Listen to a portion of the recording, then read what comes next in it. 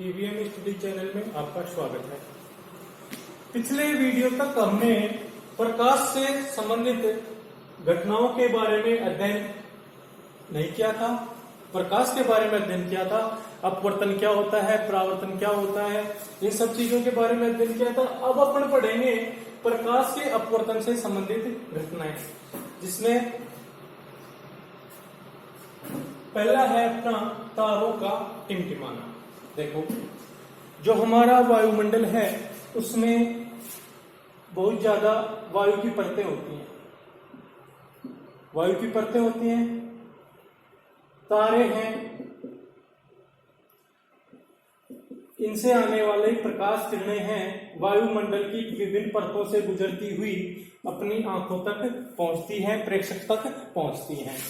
तो जो ये विभिन्न परतें हैं, ये कहीं सघन है तो कहीं विरल है, और सघन और विरल होने के कारण जो तारों से आने वाला प्रकाश है कभी अभिलंब से दूर जाता है, कभी अभिलंब की तरफ जाता है, कभी अभिलंब से दूर जाता है और कभी अभिलंब की तरफ आता है। इस कारण हमारी आंखों से हमें ये तारे टिमटिमाते हुए दिखाई देते हैं। यानी वायुमंडल की विभिन्न परतों से जब प्रकाश गुजरता है तो इसमें कभी जो ये है अपना भाई सघन से विरल में आएगा तो अभिलंब से दूर जाएगा, विरल से सघन में आएगा तो अभिलंब के पास आएगा।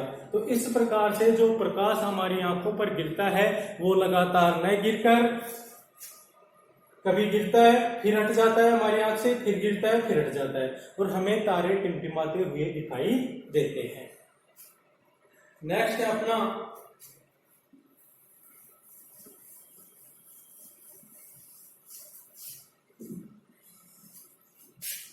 सेकंड पॉइंट है सूर्योदय एवं सूर्यास्त। सूर्योदय एवं सूर्यास्त। देखो, हमारा जो सूर्योदय एवं सूर्यास्त होता है, सूर्योदय 2 मिनट पहले होता है। कितने मिनट पहले? 2 मिनट पहले। और सूर्यास्त भी कितने मिनट बाद होता है? 2 मिनट बाद होता है। यानी सूर्योदय 2 मिनट पहले, सूर्यास्त 2 मिनट बाद। ऐसा किस कारण से होता है? वो अपन अपवर्तन की एक घटना है। किस कारण से होता है? ये अपवर्तन की एक घटना है। देखो, मैं बताता हूं आपको। जैसे ये हमारी पृथ्वी है,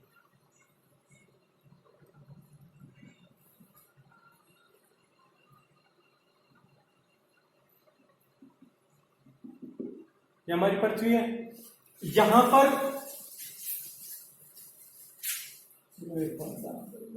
ये है। पहले अपन किसकी बात कर रहे हैं? पहले अपन सूर्यास्त की बात कर रहे हैं। सूर्यास्त की बात कर रहे हैं। सूर्य क्षितिज से नीचे चला गया। ये अपना क्षितिज है। क्या है? क्षितिज। सूर्य क्षितिज से नीचे चला गया तो क्या होगा? सूर्य से जो प्रकाश की किरणें आएंगी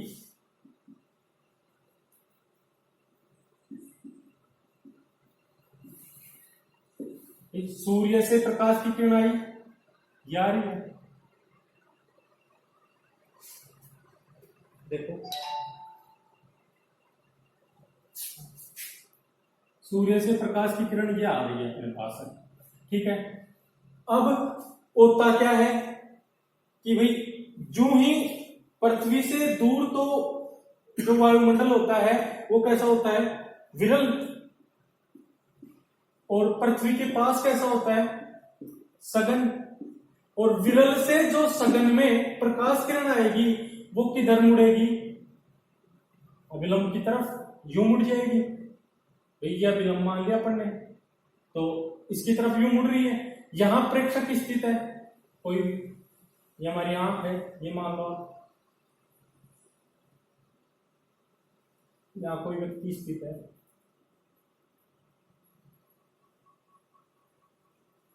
और इसको ये दिखाई दे रहा है सूर्य अभी कितने मिनट बाद तक?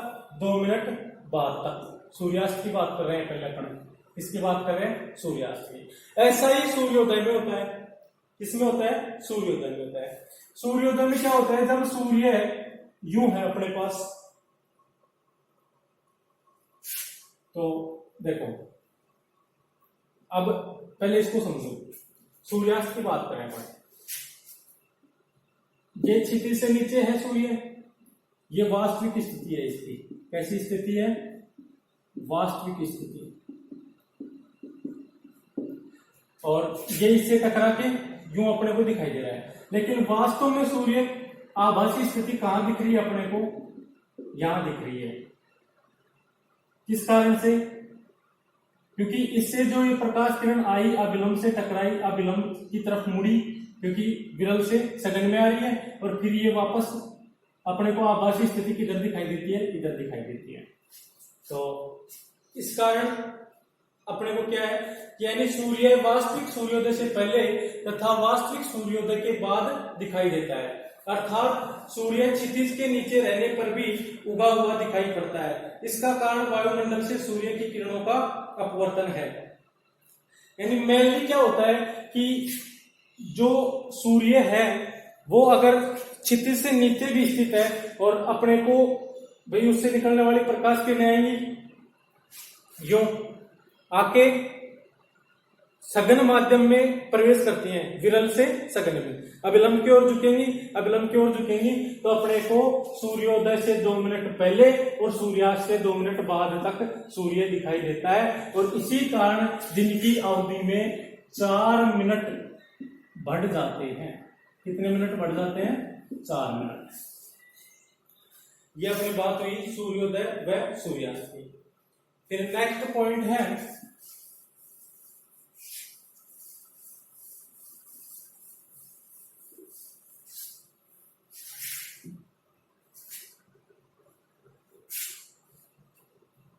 या इस वाले को डायग्राम को वापस देखना चाहते हो आप तो यूं बना लेना। ये अपनी पृथ्वी है,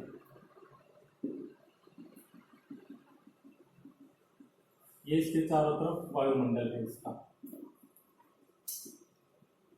ये वायुमंडल है, और ये इसकी क्षितिज है, यहां सूर्य है, इससे प्रकाश किरण आई और यूं अपने को यहाँ पे प्रेक्षक की स्थिति उसको दिखाई दी। लेकिन वास्तव में इसकी ये तो वास्तविक स्थिति है।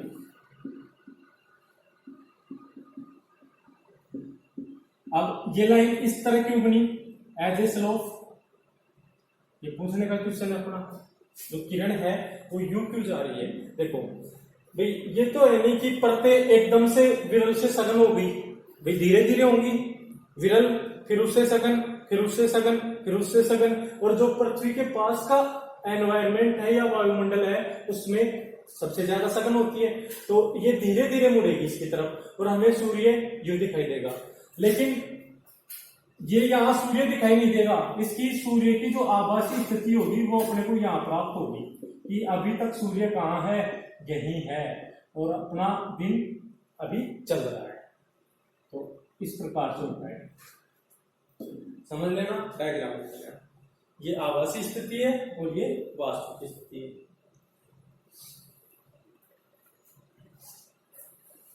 नेक्स्ट पॉइंट अपना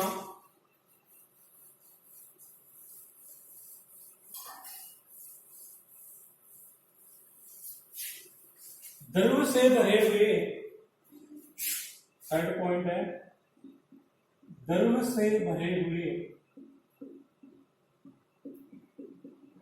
पात्र के पेंदे का ऊपर उठा हुआ दिखाई देना। द्रव से भरे हुए पात्र के पेंदे का ऊपर उठा हुआ दिखाई देना, इसकी बात करते हैं अपन। देखो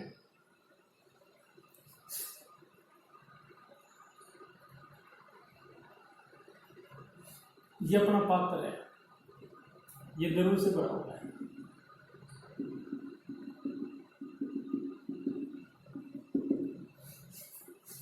इसमें हम एक बिंदु फिक्स करते हैं, एक पॉइंट फिक्स करते हैं। मान लिया इस पॉइंट को नाम दे दिया मैंने P, ये P पॉइंट है।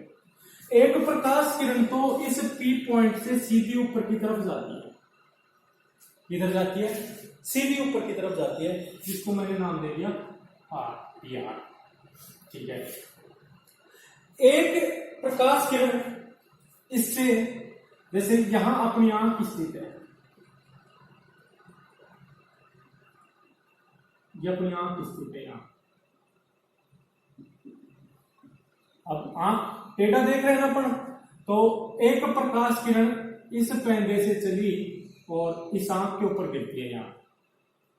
ठीक है, यूं मान लो इस आंख के ऊपर गिरती है, इसको मैंने PT नाम दे दिया।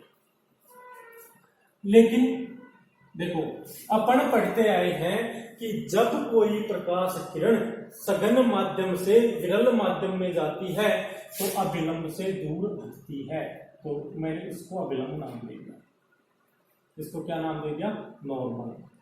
अभिलंब को इंग्लिश में क्या कहते हैं? नॉर्मल। तो अपन ने पढ़ा है कि जब कोई प्रकाश किरण सघन माध्यम से विरल माध्यम में जाती है तो अभिलंब से दूर हटती है। अभिलंब से दूर हटेगी और ये अपने को गिरती हुई कहां प्रतीत होगी?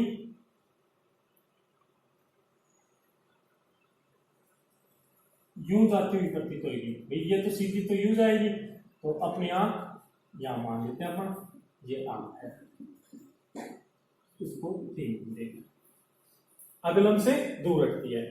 लेकिन ये जो P प्रकाश की किरण जो P बिंदु से आ रही है, ये अपने को आती हुई कहां से प्रतीत होगी? इस बिंदु से प्रतीत होगी, P डैश से। कहां से प्रतीत होगी? इस P डैश बिंदु से।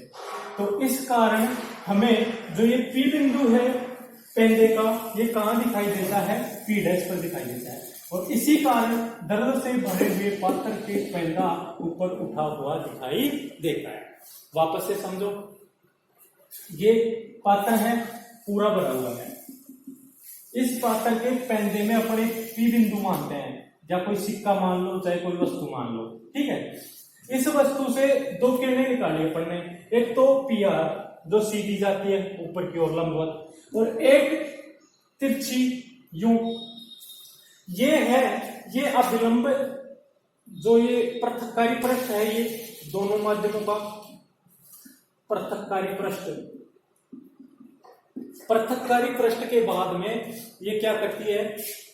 अभिलंब से दूर हटती है, क्योंकि अपन ने पढ़ा है कि जब कोई प्रकाश किरण सघन माध्यम से विरल माध्यम में प्रवेश करती है तो अभिलंब से दूर हटती है। ये अभिलंब से दूर हटकर हमारी आंख पर जाती है। लेकिन हमारी आंख पर जाने के बाद ये हमें कहां से आती हुई प्रतीत होती है? इस बिंदु से आती हुई प्रतीत होती है, P डैश से। तो ये P बिंदु कहां पहुंच गया भाई? P डैश के ऊपर। तो हमें पात्र का पेंदा ऊपर उठा हुआ दिखाई देता है। नेक्स्ट है कांच की पट्टिका द्वारा अपवर्तन। कांच की पट्टिका द्वारा अपवर्तन। तो कांच की पट्टिका की बात करते हैं अपन।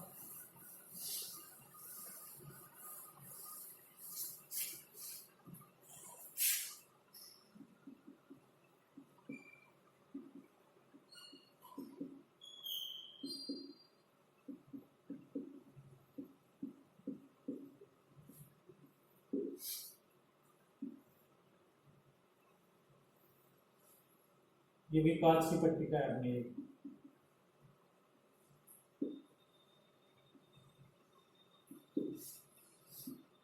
देखो, ये विरल माध्यम, विरवात मान लेते हैं इसको।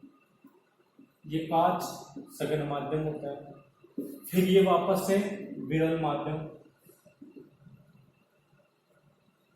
मैंने इस कांच की पट्टिका को A B C D नाम दे दिया।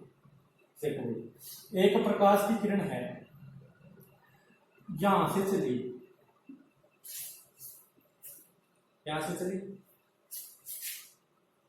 इसको अपन इसके ऊपर नॉर्मल खींचते हैं, ये लोग नॉर्मल खींचते हैं। तो जब कोई भी प्रकाश की किरण विरल माध्यम से सघन माध्यम में प्रवेश करेगी तो किधर मुड़ेगी भाई? अभिलंब की ओर मुड़ेगी। तो ये लो अभिलंब की ओर मुड़ेगी। फिर ये सघन माध्यम है, ये विरल माध्यम है, तो सघन से विरल में जाती है तो अभिलंब से किधर जाती है? अभिलंब से दूर जाती है, यानी दूर हटती है। अभिलंब से क्या होती है? दूर हटती है। तो मैंने इस कोण को नाम दे दिया I1 और इस कोण को नाम दे दिया R1। इसको I2 और इसको R। तो ये कहता है, देखो एक आयताकार कांच की पट्टी का जब प्रकाश किरण गुजरती है तो इसका कितने बार अपवर्तन होता है? 2 बार अपवर्तन होता है। तो निर्गत कोण तो कितना बना इसका? R2 और आपतन कोण I1। परंतु निर्गत किरण आपतित किरण के सापेक्ष पार्श्व विस्थापित होती है। अब ये पार्श्व विस्थापन क्या होता है इसकी अपन बात करते हैं। देखो पार्श्व विस्थापन यानी ये यहां है और ये यहां है। ये थोड़ा ज्यादा हो गया है ना, इसको यूं मान लेते हैं। यानी एक दूसरे के क्या रहती हैं? लगभग समांतर रहती हैं। क्या रहती है? समांतर रहती हैं। तो ये है कांच की पट्टी का द्वारा अपवर्तन।